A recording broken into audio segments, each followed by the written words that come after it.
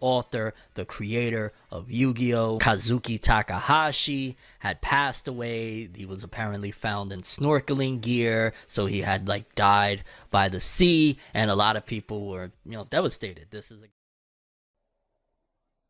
Hey guys, so sorry for last week. I was sick and I'm just recovering, as you might hear from the sound of my voice. But this video is gonna be a little different, so if I do go on a tangent, I'm sorry. This is not scripted because I just feel like if I were to script this, it wouldn't feel as personal as it does. So if you haven't seen any of the comments I make, whether it's online or on other people's videos, obviously you guys may or may not know I am a huge, huge Yu-Gi-Oh fan.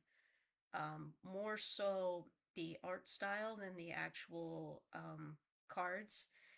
Because I don't know, I remember when I was around maybe 11 or 12. It was one of those. Um, I was at a friend's house, okay, and my mom came to pick me up. I think she was like, had to work extra hours or going to school or something. And just before I was about to get in the car, there was an episode. I can't remember which duel it was specifically, but I do know that it was Battle City. It was not King of Games, and but I just remember being fascinated that I accidentally turned the TV back on because I was just hooked, and I was just like, what is this? I want to draw this. I mean, I don't know what or how it clicked, but it kind of clicked. So when I heard he died, I couldn't properly like process it because I had lost my grandmother that December, so that July I was particularly just numb, if you will. Versus now I had time to reflect it and go, God damn, man. Like, this man proved not only to that one teacher who was an asshole to him, but to himself that he could just make something and just have it blow up, you know?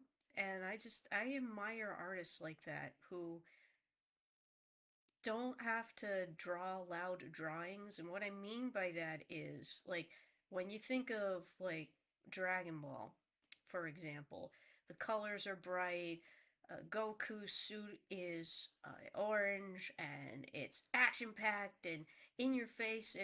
It's loud, right? But Yu-Gi-Oh is not loud in that sense, and it's not dealing with super strength or um, building up your stamina like most shonen tropes of that time. It's definitely, even when you see someone as shredded as Seto Kaiba, it's all about wits. It's all about using your head and strategy and trying to, in a sense, figure out, like, creatively how to get out of situations with the help of your friends, of course. I mean, Taya just loves to remind us of friendship, right?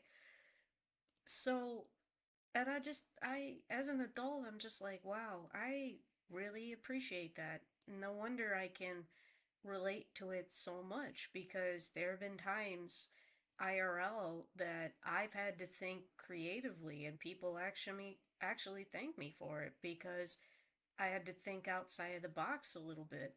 And Yugi does that too, in a sense. And I think what makes Yugi the unsung hero of anime and manga in general is not just because he's this, like, very shy, uh, weak, if you will, protagonist. He's the protagonist that just doesn't crack under pressure. And when he needs to fight, not in the traditional sense, but when he needs to fight or duel, he stays perfectly calm and doesn't crack under pressure. He rises to the occasion. And I could definitely relate to that, you know? And I think that's what makes me like Yugi and Yu-Gi-Oh so much because, God, this is, sorry if this is wordy, but it's just about like self confidence. It's not about self confidence through muscles, it's self confidence within yourself. When you use your head, and not just your head, but when your friends help you out as well, right? Like Joey's always the encouraging type, even though he's portrayed as like kind of the idiot, and Tristan is kind of the muscle and don't worry, we have your back. And then Taya, oh Taya, she's the cheerleader, but surrounding yourself with people like that will make you believe in yourself. And I can, as an adult, I can appreciate that because even though I have IRL friends, we may not talk to each other that much, but we're still in each other's lives and we still encourage each other like that. And I think that's the main point of Yu-Gi-Oh, right? Like when Takahashi created Yu-Gi-Oh, the main point was friendship. It wasn't just about, ancient Egypt and spirits and monsters and saving the day, right? At the end of the day, it was all about friendship and how friendship can feel like home. So, and I that just is what makes Yu-Gi-Oh so special. And if I were to ever meet Takahashi when he was alive, I would just say thank you. Thank you so much for creating a hero that, in my opinion, is probably more relatable than any other manga character I've read since or watched since. I mean, sometimes I can't even relate to the latest shoujo girl that I read, and I love shoujo. Don't get me wrong, there's some great shoujos out there, but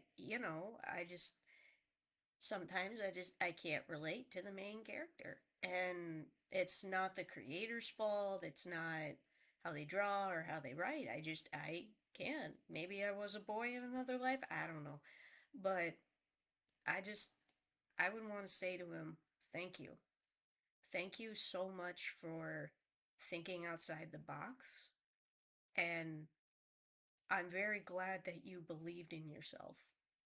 And I know what that teacher said to you must have really hurt, but you did something most people wouldn't do. You took that anger and instead of raising your fists like a normal boy would, you turned into a man that day and said, you know what? I'll prove you're wrong. I will be a manga artist. You watch, and you proved it through your actions. And you know what? That takes balls. That takes sheer balls, in my opinion, to do that.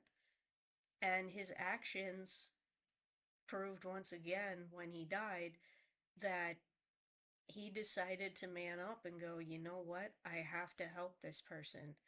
I can't let them not come home. But unfortunately, he never got a chance to come home. So, but just thank you for that, Takahashi sensei. We'll never forget you. You may be gone, and but we won't forget you in a world of censorship and AI and all this mess that we're in. We won't forget you, man. And do not worry.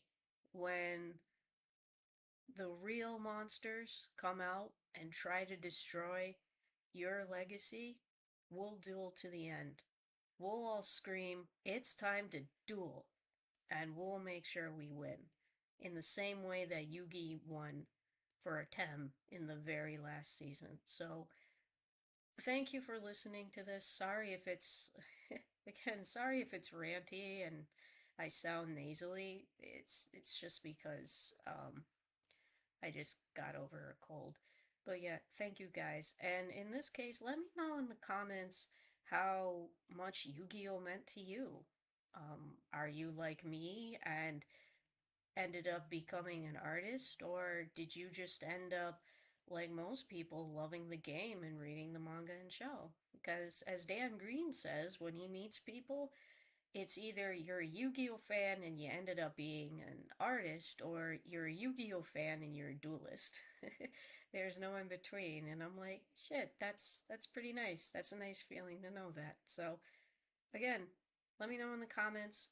Make sure you hit that like button, subscribe button, and sorry if I'm reiterating this and comment because now that's considered engagement and that's another video for another time. But I appreciate you listening to me yapping, and I will see you in the next one.